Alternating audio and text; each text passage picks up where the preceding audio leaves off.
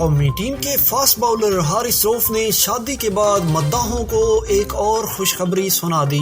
قومی ٹیم کے fast bowler Haris رؤف نے انجری سے صحتیاب ہونے پر اللہ کا شکر ادا کیا ہے۔ ٹویٹر پر حارث رؤف نے اپنی 2 ویڈیوز شیئر کرتے ہوئے انجری سے صحتیاب ہونے کے حوالے سے ٹویٹ کی، جس میں درج تھا کہ الحمدللہ اب بہتر محسوس کر رہا ہوں، آپ مجھے جلد دیکھیں گے۔ ویڈیو میں حارث کو باؤلنگ اور بیٹنگ کرتے ہوئے دیکھا جا سکتا ہے۔ دوسری جانب لاہور میں UMT یونیورسٹی دورے کے دوران طالب علم کے سوال پر حارث کا کہنا تھا کہ وہ اب ٹھیک ہو گئے ہیں۔